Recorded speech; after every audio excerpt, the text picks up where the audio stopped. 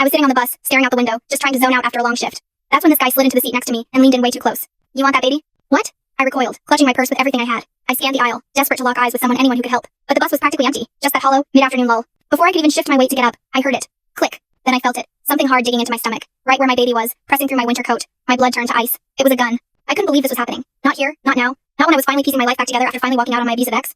I was supposed to be safe now. Please, I whispered, my voice barely scratching my throat. I was paralyzed with terror. Don't hurt me. Just take whatever you want. All right, whatever you say. I raised my trembling hands to show him I wasn't going to try anything stupid. The man smirked, revealing a row of jagged, yellow teeth. He didn't pull the weapon back. He leaned in closer. His breath hit me like a wall, stale, cheap beer and old cigarette smoke. Good, he muttered. I want 3 things. Don't scream, and don't you move.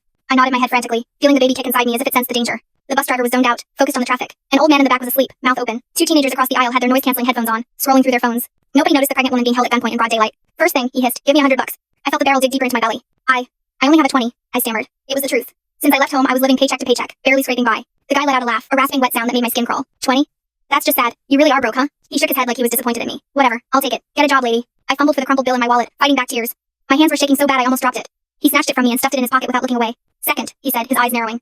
Give me your ID. I want to know where you live so you can invite me over tonight. His eyes had this glazed, predatory look that terrified me more than the gun. I wanted to say no. I wanted to scream. But I had no leverage. If he knew where I lived, he could find me. But if I refused now, he might just end it right here. Slowly, I slid my driver's license out and handed it over. He studied it, then laughed again. Get out of here, he scoffed. What an ugly picture. You look like Trisha Paytas after a month in rehab. He shoved my license into his pocket with my money. My mind was racing. We were coming up on the next stop. The bus hissed as it slowed down, but he was blocking me in. Even if I screamed, would anyone actually do anything before he pulled the trigger? All right, third thing, he said, pressing a finger to his lips. My heart was hammering against my ribs. I want you to ask me out. I stared at him, bewildered. He was robbing me, threatening my unborn child, and now he wanted a date. Right now? I asked, my voice cracking. No, not right now, he said casually, like we were discussing the weather. My wife is making dinner tonight, but I've got time tomorrow. We'll grab coffee or something. He said it so matter-of-factly, like he didn't have a gun pressed into my stomach. Okay, I thought. Just agree. Whatever gets him to leave. Sure, I whispered, but that wasn't enough for him. His face went hard. The playful mask dropped. Tell me you like me. What? You heard me. Tell me you like me. Tell me you want to go out with me. I felt the metal barrel twist into my skin.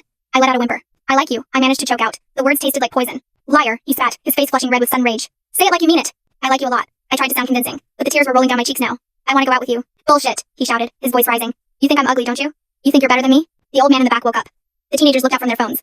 The bus driver glanced in the rearview mirror. But nobody moved. They probably thought it was just a domestic dispute, just a couple fighting. No, I swear, I cried, practically sobbing now. I really want to go out with you. Liar, he screamed. If you won't let me be the new daddy, then there isn't going to be a baby. He grinned maniacally and pulled the trigger. Click. Nothing happened, just the dry, hollow sound of a firing pin hitting nothing. We both froze, staring at each other in shock. Either he didn't have bullets, or the gun was jammed. Something inside me snapped. The fear evaporated, replaced instantly by a blinding, white-hot rage. Without thinking, I swung my heavy purse with all my strength and smashed it right across his face. The guy toppled backward into the aisle. That finally woke everyone up. One of the teenagers jumped up and tackled him to the floor. The other one whipped out his phone and started recording for TikTok. The driver slammed on the brakes and grabbed the radio to call 911. While the kid had him pinned, I didn't just stand there.